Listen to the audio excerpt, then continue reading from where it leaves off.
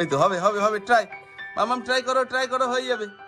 Try করো করো করো, হ্যাঁ এই তো হবে হবে হবে, করো আরেকবার করো। এই তো হবে হবে হবে। এই কাঁদছিস কেন? চেষ্টা কর, হবে হবে, এই তো ও ও, এই তো।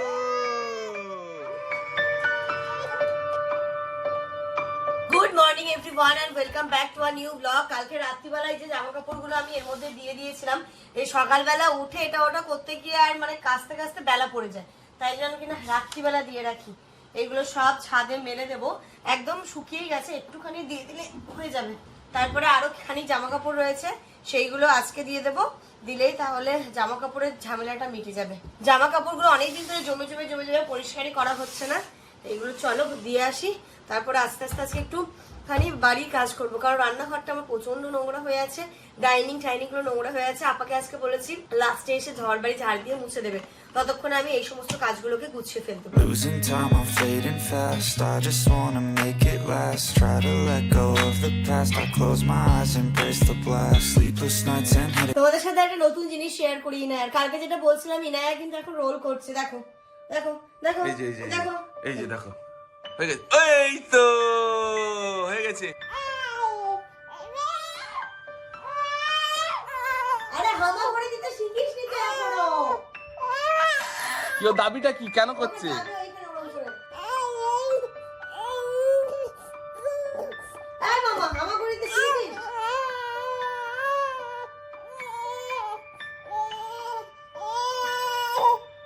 কি রে, কষ্ট হয়ে গেল? হ্যাঁ কষ্ট হয়ে গেছে, কষ্ট কষ্ট, হ্যাঁ ওই তো হবে হবে হবে, ট্রাই মামাম, ট্রাই করো, হয়ে যাবে। ট্রাই করো করো করো, হ্যাঁ এই তো হবে হবে হবে, করো আরেকবার করো। এই তো হবে হবে হবে। এই কাঁদছিস কেন? চেষ্টা কর, হবে হবে, এই তো ও ও, এই তো হয়ে গেছে। তুমি পাস করে গেছো, পাস করে গেছো। কি হয়েছে? এখন তুই হামাগুড়ি দিতে শিখেছিস? আচ্ছা সোজা করে দাও। তুই হামাগুড়ি দিতে শিখেছিস বলতো?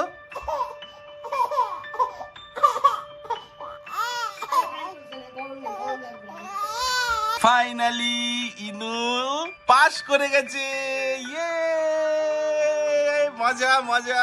আমার ইনু বড় হয়ে গেছে, রোল করতে শিখে গেছে, মানে ইনু বড় হয়ে গেছে, আর ছোট নেই ইনু, কিন্তু আর ছোট নেই। এখন দেখো একে এখন এখানে শোয়াচ্ছি, এখানে একটা বালিশ, এখানে একটা বালিশ, ওকে দিয়ে গার্ড করে দিতে হচ্ছে।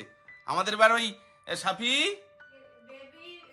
হ্যাঁ ওই এই খাটের সাইডে যে গার্ডটা দেয় না, ওইটা কিনে নিতে হবে এবার, না হলে আর তোমাকে কোথাও রেখে যাওয়া যাবে না, বুঝতে পারছি। তুমি বড় হয়ে গেছো, হ্যাঁ তুমি বড় হয়ে গেছো। ধরো মোবাইলটা ধরো,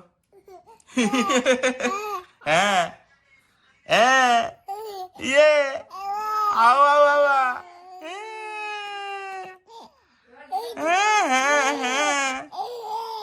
ভাতটা বসিয়ে দিই, তারপর আমি একটু রান্নাঘরটা ক্লিন করব, ডাইনিংটা একটু ক্লিন করব।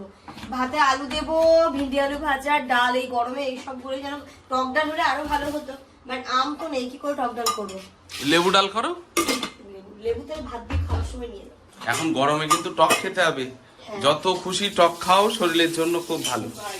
হাতে দিয়ে দিলাম আলু, ভাত বসে গেল, এই পাশে ভিন্ডি আলুটা বসিয়ে দিই। আপনার সকালবেলা যে সবজিটা কেটে গেছে, এই কড়াই ভাজাটা করব, তাহলে লেগে যাবে না। মা এই কড়াই করে দেখবে, তাহলে ভিন্ডি আলু ভাজলেও লাগবে না। কিন্তু এই কড়াইটা ভালো করে ক্লিন করতে হতো। এই যে দেখো, এই দেখো নিচের একটা দেখেছো, এই যে লেয়ারটা পড়েছে, করে নিই, ওটাকে একটু বালি এনে দেবে তো। বালি তাহলে এই মাঠ থেকে এনে দেবো, হ্যাঁ ওই বালি আনলে তো হয়ে যাবে। হ্যাঁ আজকে ভিন্ডি আলুটা একটু পেঁয়াজ দিয়ে করবো, ভিন্ডি আলু পেঁয়াজ দিয়ে ভাজা হবে। এই সমস্ত গুলোই খেতে যেন ভালো লাগে। এই কয়েকদিন ধরে মাংস এত খেয়েছি, এমনকি আর মাংস নয়। আবার কিছুদিন পরে খাওয়া হবে, কেন খাওয়া হবে সেটা পরে আস্তে আস্তে জানতে পারবে। বিশ্বাস করো, বাইরে গরম আর রোদের তাপ এত পরিমাণ, মানে এখন বাইরে থাকলে মানে স্ট্রোক হয়ে যাবে। আমি আজ আমার একটু মানে ছাদে গেছিলাম, তাদের মধ্যে আমি আলু সেদ্ধ হয়ে গেছি। এত তাপ এত তাপ এত তাপ। তবে কি বলতো, মানে কি বলবো, আমাদের থেকে বেশি কষ্ট যারা বাইরে বেরিয়ে কাজ করছে, ওদের জন্য দেখে এখানে মাঠে কাজ করছে এত কষ্ট হচ্ছে দেখে, বাট কিছু করার নেই। নিজের নিজের জায়গায় সবাই মানে দেখে আমার মনে হয় আমার কাছে একটু পানি ঠানি দিয়ে আসবেন। বলছে হ্যাঁ সেটা দিলে হয়, কিন্তু যদি আছে তো ওখানে, হ্যাঁ আছে সবকিছু। এত কষ্ট হচ্ছে দেখে। জামান আবার বলছে তুমি তো হ্যাঁ ওদের ভীষণ কষ্ট, সেটা বলছি না, কিন্তু জামান বলছে ওরা তো রাতে ঘুমোয় গো, আমি তো রাতেও ঘুমোতে পারি না বলো। অ্যাকচুয়ালি ওর যেহেতু রাতেই কাজ থাকে, রাতে অফিস থাকে, তাই জন্য রাতটাতেও ও ঘুমোতে পারে না। তাই বলছিল হ্যাঁ যে দিনের শেষে কাজকর্ম করে গিয়ে রেস্ট করতে পারে, বাট জামানের আর সেটা হয়ে ওঠে না। মানে সারাদিন তো এই সমস্ত পর্বগুলো চলে, তারপর রাত্রিবেলা ওর নিজের কাজ থাকে, সেইগুলো করে। তো কিছু করার নেই, ওই তো পয়সা যার জায়গায় সবাই সব কাজ মানেই কষ্ট করতেই হবে সবাইকে, ইনকাম মানেই কষ্ট। হ্যাঁ। পাঁচ ফোড়ন দিয়ে এটা দিয়ে দেবো। এর মধ্যে পড়বে লবণ, হলুদ, লঙ্কা। রান্নাটা বসিয়ে চলে এলাম, বাড়ির একটু কিছু চেঞ্জেস করব। গেটের মুখে ওই সোফা ডাইনিংটা নিয়ে এমন হয়েছে ঢোকার মুখটা প্রচণ্ড সরু হয়ে গেছে, যাতে খুবই অসুবিধে হচ্ছিল। আর এই যে গরম পড়ছে, ডাইনিংয়ে বেসিক্যালি আমাদের বসে খাওয়াই হয় না, সেই নিচে বসেই খায় বা এসির মধ্যে বসেই খায়। তাহলে কি ডাইনিংটাকে ওই পাশে দিয়ে আর আমার যে হোয়াইট ক্যাবিনেটটা রয়েছে সেটা এইখানটাতে দিলে আমার ওই জায়গাটা অনেকটা বেরিয়ে যাবে। ইনায়াকে শুইয়ে দিলে একদমই থাকছিল না। আমি জামানকে বললাম তুমি ইনায়াকে হ্যান্ডেল করো, আমি সমস্ত কাজগুলোকে ফাটাফাট করে গুছিয়ে ফেলছি। আর এত ধুলো হয়েছে না কি বলবো, ডাইনিং এর তলাটা আমি এই কয়েকদিন ধরে করব করে করাই হচ্ছিল না। এই যে মানে সারাদিন সকালবেলা ঘুম থেকে ওঠে সমস্ত কিছু করতে ইনায়াকে নিয়ে মানে বিজি হয়ে পড়ি, করা হয়ে উঠছিল না। নাকি না আজকে সময় বের করে এই কাজগুলো আমাকে করে ফেলতেই হবে, তাই আর দেরি কিসের, করে নিলাম। আমি বললাম তুমি ইনায়াকে একটুখানি করো। ডাইনিংটা দেখো এই পাশে করে দিয়েছি, জানলার এইদিকে। আগে বেশ কিছুদিন এইখানে ছিল, তোমরা দেখেছো। তারপরে আমি আবার ওইদিকে সরিয়ে দিয়েছিলাম যে গরম পড়ছে, আমাদের খাওয়া দাওয়াতে কাজে লাগবে। বাট এই যে গরমের মধ্যে ডাইনিংয়ে সত্যি খাওয়া হয় না, তাই ডাইনিংটা এই পাশে করে জায়গাটা আমি ফাঁকা করে দিলাম। এই যে ডাইনিংয়ের নিচের যে র্যাকটা রয়েছে সেটাতে প্রচুর ধুলো হয়েছিল, তাই ওই র্যাকটাও আমি একটু পরিষ্কার করে নিচ্ছি। আগে যেমন কি হতো না, আমি প্রতিদিনই কিন্তু আধা ঘন্টা 40 মিনিট টাইম রাখতাম এইগুলোর জন্য। এখন প্রতিদিন হয় না, তবে আমি কিন্তু করি।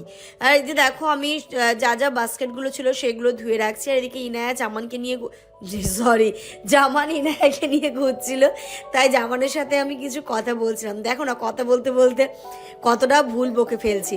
আর এই যে জুতোর যে বক্সটা ছিল সেটা আমি আবার রাখতে যাচ্ছিলাম, এখানে রেখেই বা কি করব, ওটাকে সরিয়ে দিচ্ছি। জামান বলছে বেশ ভালো হয়েছে, তাহলে এই ঢোকার মুখটা ফাঁকায় থাকবে। টি টেবিলটা তো ওইখানে থাকবে না, সেন্টার টেবিলটা যখন আসবে কেউ তখন আমাকে সোফার সামনেই দিতে হবে, তাই ডাইনিংটা আরও বেশি বড় এবং ভালো লাগবে। তো এই যে ডাইনিংটা করব, তারপরে কিচেনটা একটুখানি ধরবো। কিচেনটাও অনেকদিন ধরে করা হয়নি, লাস্ট বাড়ি থেকে এসে আমি আর কিচেন পরিষ্কার করতে পারিনি, ঘরগুলো করেছিলাম। আমার এই ছোট্ট যে টেবিলটা, এই কিউট টেবিলটা, আমার এই ছোট্ট টেবিলটা যে কি ভালো লাগে। আর তার উপর এই যে প্ল্যান্টটা মারাত্মক লাগে দেখতেও। আর যে প্ল্যান্টটা দেখো আমার কি সুন্দর বড় হয়ে যাচ্ছে। এই গাছটা না সত্যি আমাকে একদম মানে মন প্রাণ ভরিয়ে দিয়েছে। আর এই গরমে ছোট একটুখানি ঘরের মধ্যে গ্রিনারি যদি না থাকে তাহলে কিন্তু একদম ভালো লাগে না। এই যে গাছের গোড়াটা একটু একটু করে আমি না ঠিক করে নিলাম। চলে এসেছি এবার আমি রান্নাঘরে। এই যে রান্নাঘরে যে সেলফটা রয়েছে, আমি এখানে নিউজ পেপার পাতিয়ে রাখি। এটা আমি নিউজ পেপারটাকে চেঞ্জ করব, তাই বেশ ভালো করে আমি ধুলোগুলো ঝেড়ে নিলাম। নতুন নিউজ পেপার দেবো। দেখবে যখন তুমি নিউজ পেপার কোথাও পেতে রাখো, তারপর যখন ঝেড়ে নতুন করে পাতবে তখন কিন্তু একদম মনে হয় রান্নাঘরটা নতুন হয়ে গেল। সত্যি তাই, রান্নাঘরটা মনে হচ্ছে পরিষ্কার করে ক্ল্যাটার ফ্রি হয়েছে। আর হয় না অনেক ময়লা হয়ে গেলে যখন তুমি পরিষ্কার করবে দেখে মনে হবে অনেকটা হালকা হয়ে গেছে। তো ঠিক তেমনই, কারণ অনেকটা দিন এবার আমরা বসিরহাটের বাড়িতে গিয়ে থাকলাম, তাই জন্য এরকম হয়েছিল। সচরাচর আমি কিন্তু এত ধুলো পড়তে কখনোই দিই না। আর আসার পর থেকে তো বুঝতেই পারছো, ওর দিকে রান্নাটা আমি যেহেতু বসিয়েছি, জামানকে বললাম রান্নাটাও বসিয়ে দিই, রান্না হতে থাকবে ততক্ষণ আমার এই কাজগুলো হতে থাকবে, তাহলে রান্নার কাজ একসাথে হয়ে যাবে। আর তারপর আমি একে নিয়ে স্নান করানো, ওকে খাওয়ানো, ওকে ঘুম পাড়ানো, এই সমস্ত কাজগুলো করতে পারবো। আমার এখানে আমি বাস্কেটের মধ্যে সমস্ত জিনিসগুলো রাখার চেষ্টা করি, তাহলে দেখবে একটা জায়গায় খুব ভালোভাবে অ্যারেঞ্জ হয়ে থাকে, এদিক ওদিকভাবে মানে এদিক ওদিক ছড়িয়ে ছিটে থাকে না। তেলের বোতলগুলো যেমন ওইখানে রাখি, আমার ওই ছোট্ট বালতিটার মধ্যে যা তোমার আমার সাংসারিক এক্সট্রা জিনিস থাকে, যেমন একটা তেল এক্সট্রা চলে এলো, কিছু মশলা এক্সট্রা চলে এলো, তখন আমি বালতিটার মধ্যে করে রেখে দিই। বালতিটা যখন আমি দেখে নিই, যখন নেক্সট টাইম বাজারে যাই যে কী কী আছে কী কী নেই, সেই হিসেবে আমাকে জিনিস কিনতে হবে। এবার চলে এলো নিচের র্যাকটাও অনেক দিন পর এই সংসারের কাজ তোমাদের সাথে শেয়ার করছি। বলো, কদিন তো শুধু ঘোরা ফেরা, খাওয়া দাওয়া, জমিয়ে আড্ডা এইগুলো চলতে থাকলো, বাট এই যে সংসারের কাজগুলো শেয়ার করতে করতে তোমাদের সাথে যে গল্প, কিছুক্ষণ যে তোমাদের সাথে টাইম কাটাতে পারি, এটা কিন্তু আমার আরও বেশি ভালো লাগে, তাই না? তো তোমরা কিভাবে সংসারে কাজ করো? অনেকে কিন্তু মিউজিক শুনতে শুনতে করো, অনেকে আবার অনেক রকমভাবে কাজ করার এনার্জি পাও। আমি যেমন কাজ করার এনার্জি এখন আমার মানে আমি নিজের মতো করে কাজ করি, কোনো জিনিস নিয়ে ভাবি, তাতেই কিন্তু আমার হয়ে যায়। আমার সংসারে কাজ করতে কখনো আলিস্যি লাগে না। হ্যাঁ, আমি প্রেগনেন্সিতে করতে পারতাম না তখন, তাই আমার সংসারের কাজটা তখন আমি খুব বেশি করে করতে পারতাম না, এখন আবার আগের মতো করি। ওই জায়গাটা দুটো সেলফের অবস্থা খুব খারাপ ছিল, সেটা ঠিক করলাম। আর এই যেখানটাতে আমার ভেন্ডি আলু ভাজা কমপ্লিট, ভাতও হয়ে গেছে, ভাতটা উপর দেবো।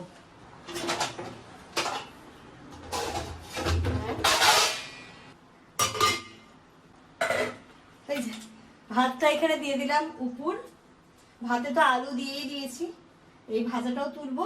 ডালটা সেদ্ধ করতে বসে আগে ইনায়াকে মাসাজ করিয়ে এবার স্নানটা করিয়ে দেবো, তারপরে ডালের ফোড়নটা পরে দেবো।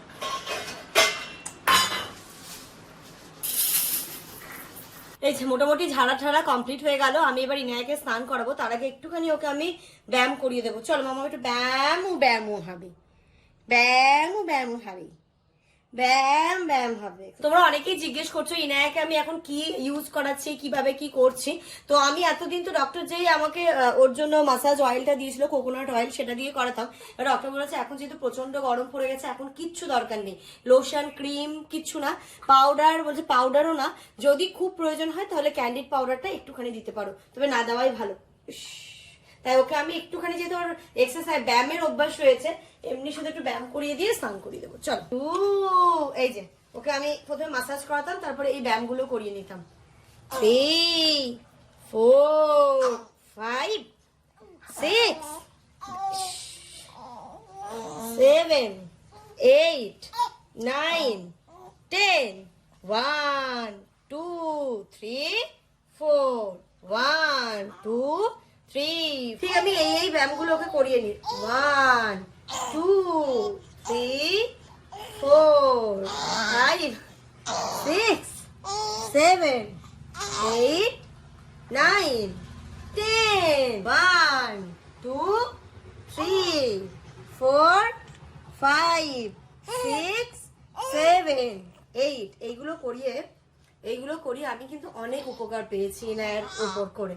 তো তোমরাও একদমই করতে পারো 1 মান্থের পর থেকে। অবভিয়াসলি বেবিদের আমাকে ডক্টর বলেছে যা করবে 1 মান্থের পর থেকে। ওর এই এক্সারসাইজ গুলো করানোর পর থেকে খুব ভালো ঘুমোয়। 1 2 3 4 5 6 7 8 9 10। তুমি কোন হাত কিভাবে ধরছো একটু বলো। এই যে ডান, এই যে এক হাত একদিকের হাত পা, আর এই যে হাত ক্রিস ক্রস। 1 2 3 4 5 6 7 8 9 10। এবার এইগুলো হয়ে গেল। এই যে দুই দিকের হাত পা একসাথে ধরেছি, দাঁড়াও, এই যে ক্রিস ক্রস। 1 2 দাঁড়াও, 3 4 5 6 7 8 9 10 কমপ্লিট।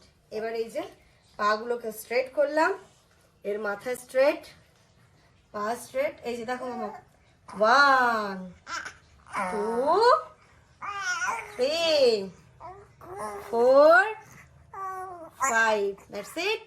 চলে এসো এদিকে। এবার এই যে উল্টে দিয়ে আমি ওকে এইভাবে করে করি, দাঁড়াও। এবার এই হাত এই পা দিয়ে হালকা করে দাও। 1 2। ওরা যেহেতু সারাক্ষণ শুয়ে থাকে না, এইগুলো করলে ওদের একটু রিল্যাক্স হয়।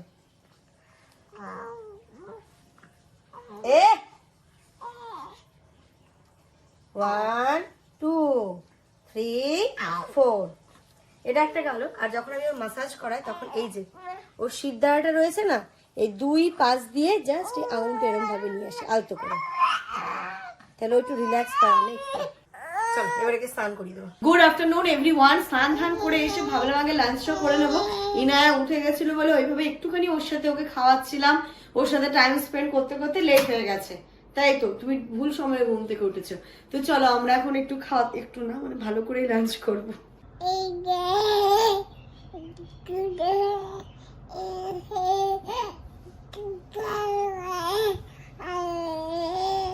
এই যে এখানটাতে ভাত, ভাতে আলু, আর এই যে এখানটাতে রয়েছে কি ব্যাপার আজকে ডালের এই অবস্থা কেন?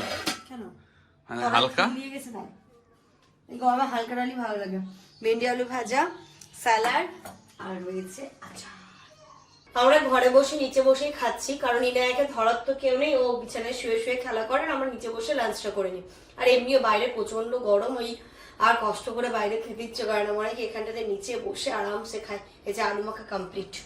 নাও আচারটা যে কেমন হবে আমি সেটাই আচারটা ভাবছি। খেয়েছি তো আগে, আচারটা ভালো। ওই সেম আচার, সেম মাদার্স এর মিক্সড আচারটা। আমাদের মনে হয় মানে এক জায়গায় বসে আমাদের ভাত খাওয়ার দিন শেষ, আমার বেডে দিয়ে ল্যাপটপ রেখে কাজ করার দিন মনে হয় আমার শেষ, আর সেই দিন আর নেই। কারণ মেয়ে মানে কি বলবো রীতিমতো হাত পা এত ছোড়াছুড়ি করছে, মানে ওকে আর ধরে রাখা যাচ্ছে না।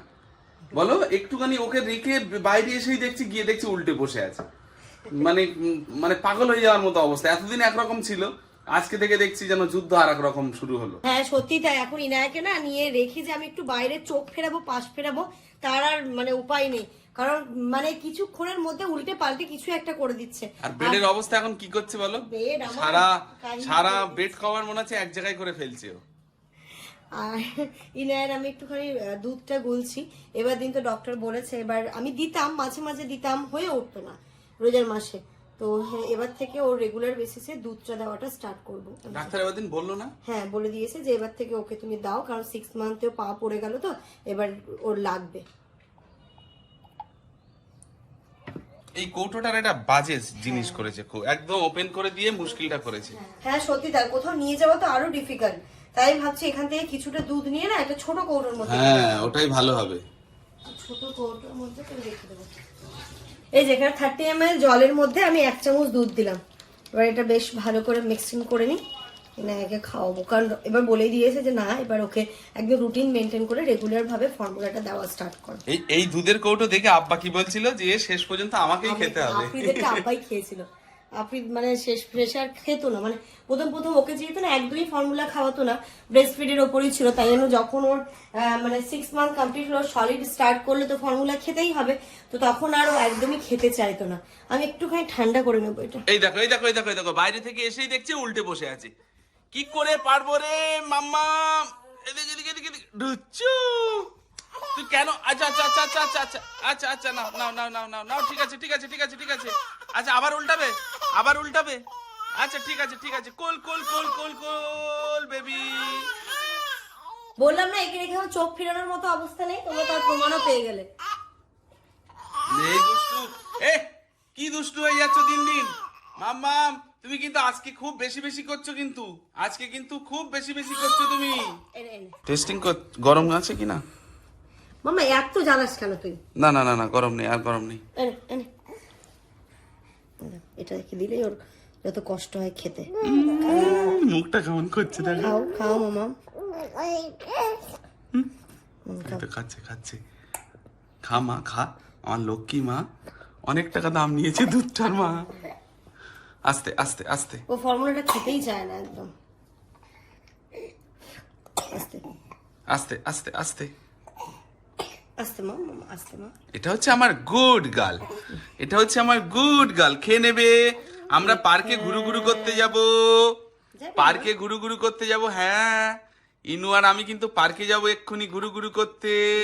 ইনু হচ্ছে good girl. Good evening everyone. আজকে আমি প্রচন্ড খুশি, দেখতেই পাচ্ছ আমার এক্সাইটমেন্ট কিন্তু হাই লেভেলের, কারণ কালকে হচ্ছে আয়ানের বার্থডে। তো কালকে সকাল ওরা আসছে এইখানটাতে। আমরা তো ইনায়াকে নিয়ে এখন ওদের বাড়ি যেতে পারছি না, বিকজ তারও একটা রিজন আছে, কারণ আমরা যাচ্ছি আবার মালদা। সেটা তোমরা জানতে পারবে খুব তাড়াতাড়ি। মালদা যাচ্ছি, তাই জন্য আর ইনায়াকে এতটা জার্নি করে নিয়ে যাব, নিয়ে আসবো। তো কালকে আয়ান রায় আসছে এখানে, আয়ান আপার ভাই আসছে। কালকে ওর বার্থডেটা সেলিব্রেট একদম আমি নিজে হাতে রান্না বান্না করে সুন্দর করে আয়ানকে পাত পেরে খেতে দেবো। তো কি কি রান্না হবে তার আয়োজন আজকে থেকে আমাকে শুরু করতে হবে, যেহেতু একা হাতে রান্না বান্না করবো। তো কালকে এতগুলো করাটা আমার পক্ষে চাপ হয়ে যাবে। তো আজকে কিছু করে রাখবো, কালকে কিছু করবো, এরকম ভাবে একটা মানে একটা এ করেছি। তো কালকের ব্লগটা তো দারুণ হতে চলেছে। তার আগে বার্থডে বয়ের জন্য গিফট তো কিনতে হবে বলো। সত্যি কথা বলতে আমার কাছে আমার ইনায়া যেমন, তেমন কিন্তু আয়ান আর আফ্রিদও। মানে আমি বিশ্বাস করবে না ওদেরকে যে কতটা ভালোবাসি। আর আয়ানের সাথে বন্ডিং আমার খুবই ভালো, ইভেন আফ্রিদের সাথেও। আর ইনায়া তো আছে, শুধুমাত্র যে আমার এই পক্ষ সেটা নয়, আমার ওই পক্ষও আছে। আর হানও কিন্তু আমাকে একদম প্রচন্ড ভালোবাসে। তো আরহানেরও সামনে বাচ্চা আছে, ও এখন বড় হয়ে গেছে না, ওর স্কুলের চাপ, টিউশনের চাপ, তাই জন্য ওর পক্ষে সবসময় আশা হয়ে ওঠে না। ছোট্ট ছোট্ট গুলো আছে, এদের জন্য যতদিন পারছি করি। এরাও যখন বড় হয়ে যাবে, স্কুল কলেজ শুরু হয়ে যাবে, তখন জানি না কেমন করে কি হবে। তবে যতদিন চেষ্টা করে যাব যে বিশেষ করে বার্থডে দিনগুলোতে ওদের যেন স্পেশাল করে তুলতে পারি। তো গিফট কি নেবো, গিফটের ব্যাপারটা হয়ে গেছে। আয়ানের জন্য কি নেবো, এখন বড় হচ্ছে, ওর জন্য খেলনাপাতি আর কি নেবো বলো। খেলনাপাতি নেবো না, জামা কাপড় তো ঈদে দেখলেই দেওয়া হলো। জামা কাপড়ও না, আমার ইচ্ছে আছে ওর জন্য পড়াশোনার জন্য কিছু একটা নিতে, যেটা হচ্ছে ডিকশনারি। অনেকদিন ধরেই বলছিল ভাই যে আয়নের জন্য ডিকশনারি নিতে হবে, ডিকশনারি নিতে হবে। জানি না এই বাড়ার সাথে পাবো কি পাবো না, বা কোথায় পাবো। তবে বেরোচ্ছি, যে দেখা যাক ডিকশনারি নেবো। আর ছুটকিটাকেও নিয়ে যাচ্ছি। চলো বেরোতে হবে, অনেক হয়েছে।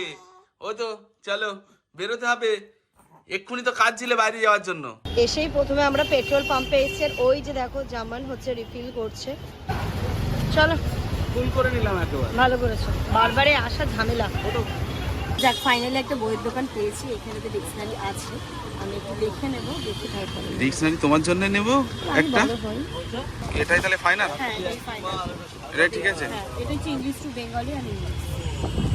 আমার আয়ন সোনার গিফট নেওয়া হয়ে গেছে, ডিকশনারি, আর তার সাথে একটা ছোট্ট আমি পেন্সিলও নিলাম। দাদার গিফট পাবো, দাদার কিনার জন্য গরমের আমি কয়েকটা টেপ নিচ্ছি একদম। এগুলো আরাম পাবে না পরে?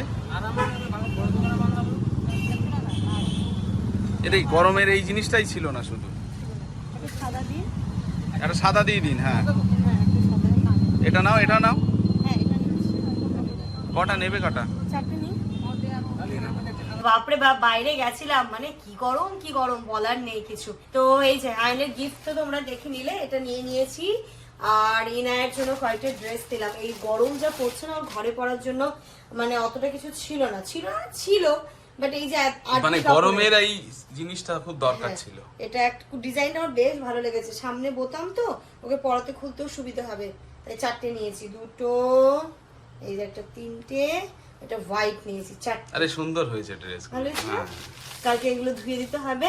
আসার সময় বেগুন, পটল, আয়নের বার্থডেতে করবো হচ্ছে 5 রকমের ভাজা যে করতে হয়, পটল, বেগুন। এইখানটায় দেখো ব্রেড নিয়ে নিয়েছি, চিনি, গুঁড়ো দুধ, কাজু কিশমিশ, এই জিনিসপত্রগুলো ফটাফট করে নিয়ে এলাম। এসে আগে আমি ভাত বসিয়েছি, ভাতে আলু দিয়েছি, আর দুপুরবেলা যা ছিল হয়ে যাবে, শুধু ডিমের পোচ করে নেবো। তো চলো আজকের ব্লগটা এই পর্যন্ত রাখছি। তোমরা সবাই খুব ভালো থেকো, সুস্থ থেকো। কালকের ব্লগটা দেখার জন্য কালকের ব্লগ কেউ মিস করো না। কালকে আয়নের বার্থডে স্পেশাল ব্লগ আসতে চলেছে। Good night.